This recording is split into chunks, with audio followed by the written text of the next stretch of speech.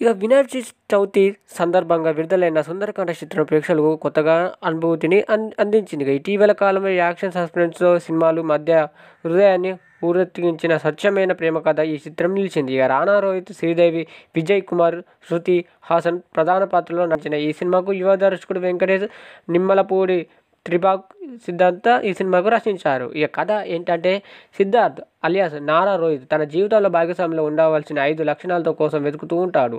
ఈ క్రమంలో వైజాగ్ ఎయిర్పోర్ట్లో శృతి అలియాస్ పరిచయం అవుతుంది. ఆమెతో తన లక్షణాలు గుర్తించుకొని సిద్ధార్థ్ ఆమెతో ప్రేమలో పడతారు. ఇక వారి ప్రేమ సాఫీగా సాగుతున్న సమయంలో సిద్ధార్థ్ గతంలో ప్రేమించిన వైష్ణవి అలియాస్ శ్రీదేవి తిరిగి వస్తుంది. ఈ ముగ్గురి మధ్య నడిపిన ప్రేమ బంధం ఎలా జరిగింది అనే ట్వీట్లతో, ఎమోషనల్ సీన్లతో సినిమాను ఆసక్తికరంగా సాగుతుంది.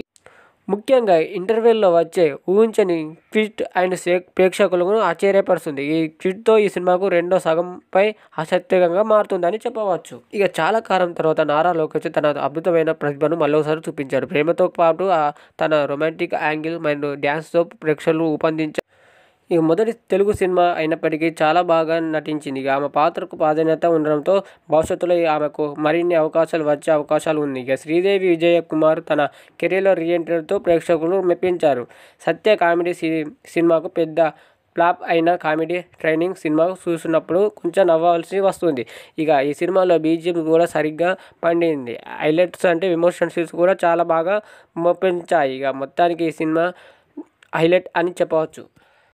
వినాయక చవితి సందర్భంగా ఈ సినిమా వచ్చేసింది కాగా ప్రేక్షకులు ఈ సినిమాపై కూడా కొంచెం అంచనాలు పెడుతున్నారు. ఫ్యామిలీ ఎమోషన్ వాళ్ళకి ఈ సినిమా నచ్చుతుంది. అలాగే లవ్ యాంగిల్తో వస్తున్న ఈ సినిమా కూడా ప్రేక్షకులకు మెప్పిస్తుంది.